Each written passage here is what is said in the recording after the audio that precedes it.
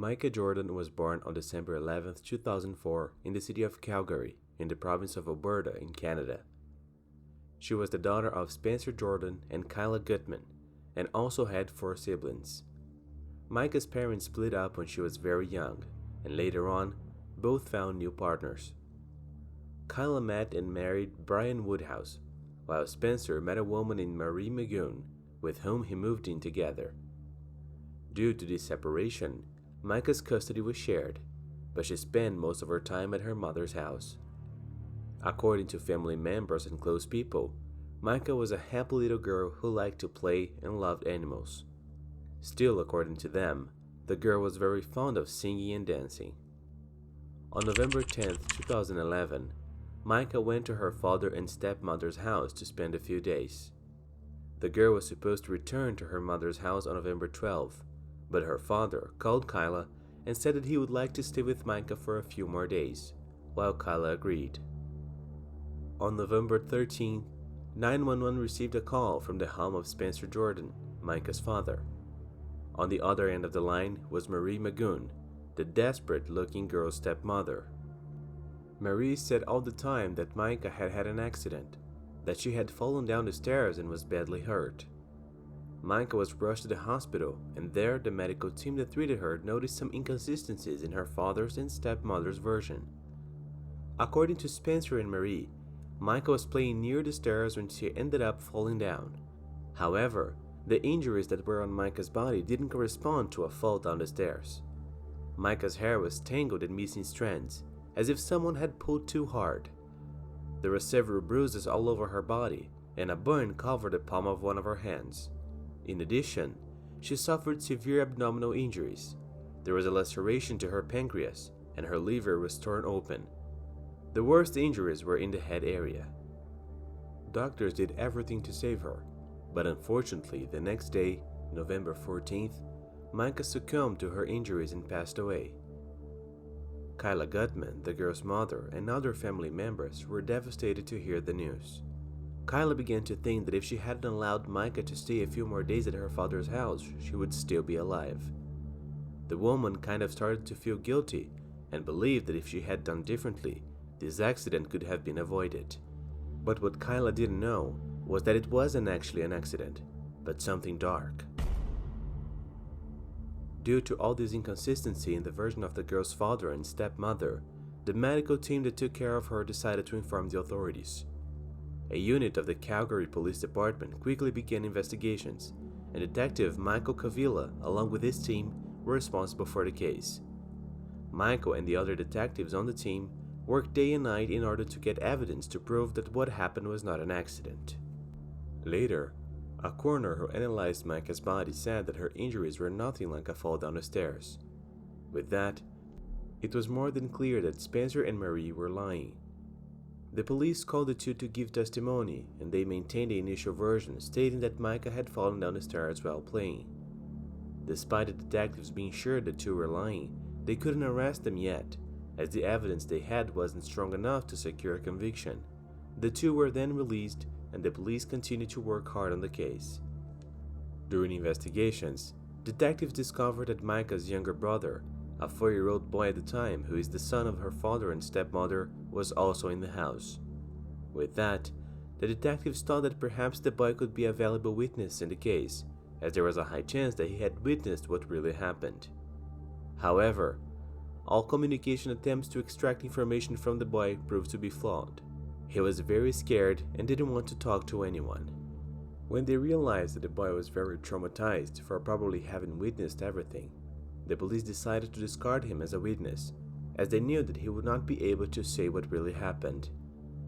Later, the police began to listen to the couple's neighbors, and one of these neighbors told detectives that it was common for him to see Meika with some bruises on her body. This neighbor also said that one day he asked the girl's father and stepmother about those injuries, and they just said that the girl hurt herself playing. In the following months, despite the difficulty in obtaining evidence, the police continued to investigate the case. Meanwhile, Spencer and Marie went on with their lives. They went out, traveled, and toured as if nothing had happened, and people close to them said they didn't seem the least shaken by the loss. The police realized that despite their efforts, it was taking longer than expected to gather evidence, and they knew that the couple wouldn't confess willingly. They then decided to use a strategy known in the corporation as Mr. Big. This strategy consists in a big operation where they create a whole scene, a fake situation like a theater, in which the suspects participate but without knowing it. The main objective of this operation is to approach the suspects and obtain information that will help prove that they are really guilty. In the case of Spencer and Marie, undercover police officers were assigned to befriend them. It all took time, and according to sources, when the police started this operation, it had been almost a year since the crime had happened. After the cops managed to befriend the couple and gain some confidence, they started throwing some bait. They said that they were part of a large criminal organization and that it made them a lot of money. They appeared with luxury cars in front of the couple, jewelry, expensive clothes, and even showed pictures of trips around the world to feed their greed. Well, the cars, the jewelry, and even some of the clothes were all items they had seized from criminals and were kept as evidence. And the photos of the trips around the world, they were all edited to the highest quality. Obviously, this all ended up stirring up the couple, and they began to think about how good it would be to have all that for themselves. They then asked their new friends, who were undercover police officers, what they needed to do to join this organization. The officer said that first, all of trust was one of the pillars of the organization, and they would have to prove that they could be trusted.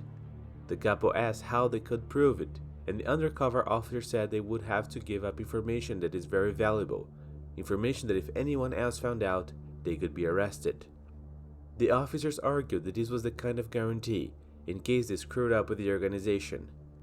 While the couple thought, the undercover officers continued to argue, and one of them even showed a picture of a body, saying that he was the one who did it, kind of to get the couple's trust. The officers further said that this valuable information was to be given to one of the organization's leaders and not to them. After thinking about it, the couple agreed and a meeting with the leader was scheduled. The police prepared the place for this meeting with hidden cameras and bugs that would record the couple's every word. The day of the meeting arrived. Spencer and Marie were taken to the place, and there, they gave sordid details of how they took Meika's life. Well, as you already know, I can't talk about those details here. The only thing I can say is that the girl suffered a lot. And it was pretty clear that after the couple spilled those details, the only reason Spencer called his ex-wife so he could spend a few more days with their daughter was simply so he could keep doing the bad things he was doing to her. With that taped confession in hand, Calgary police arrested Spencer and Marie in October 2012, nearly a year after the crime. Soon, the information that Meika's father and stepmother was responsible for what happened to her spread quickly and took on national proportions. Everyone was shocked to learn what really happened, because until then, the official version was that Meika was a victim of an accident. When the sordid details were released, people were outraged and the couple began to receive several threats.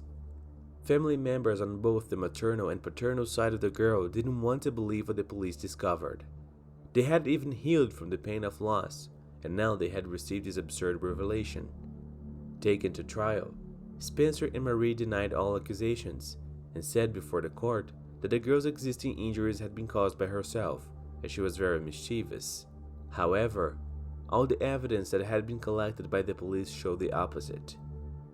The couple kept denying everything until the last moment, and after a few days of deliberation, they were sentenced to life imprisonment with a chance of parole after 17 years.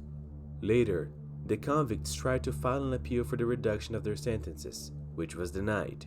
On the other hand, the prosecutors in case managed to have their sentence increased, and instead of 17 years, they could only apply for parole after serving 25 years. Guys, a quick info here. In the year 2014, the Supreme Court of Canada ruled that confessions obtained through Mr. Big, as it was in Meika's case, wouldn't be admitted in court.